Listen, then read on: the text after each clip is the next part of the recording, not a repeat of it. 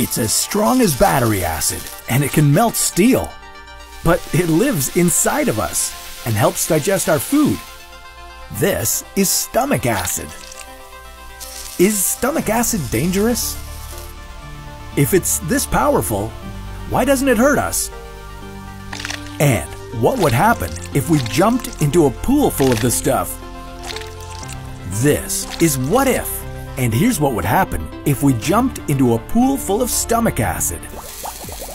That's right, stomach acid is compared to battery acid in terms of the damage it can do. It can range from a 1 to a 3 on the pH scale, meaning it's extremely acidic. That's because stomach acid's main component is hydrochloric acid, which is a highly corrosive substance. The reason it can live inside us is due to a special mucous membrane that lines our stomachs. But what would happen if we covered all our skin with it? Now, before we jump into a pool full of stomach acid, first thing we need to do is figure out how we're going to be able to fill up an entire pool with stomach acid. Let's assume that we're swimming in an average 6 by 6 meter pool that can hold 55,000 liters of liquid. A stomach can produce at most 1.5 liters of stomach acid a day, so to fill up an entire pool, we'd need the stomachs of over 50,000 people. Okay, so we found 50,000 volunteers who were able to help us fill up the pool.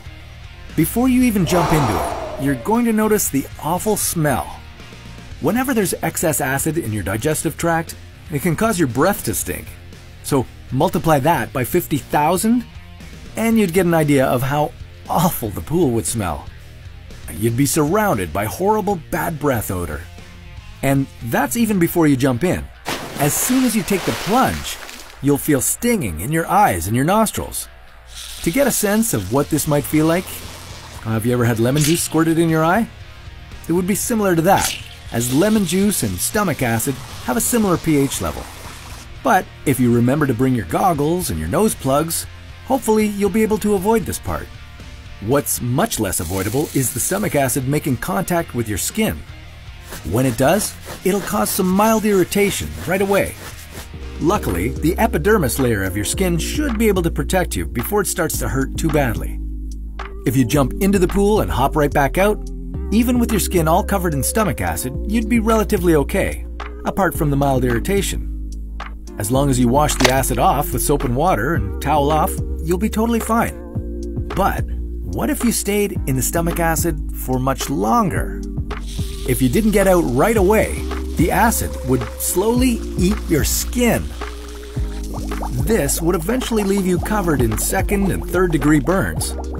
If you didn't manage to cover your eyes during the swim, you'd slowly lose your vision and end up blind. And your nose?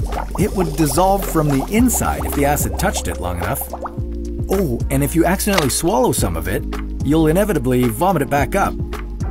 Ugh, what'd you have for lunch? So, given the dangers here, it's probably best you don't try it. You'd be best to leave stomach acid where it belongs, and that's inside of us, digesting our food. But what if we went inside a stomach? More specifically, a whale's stomach?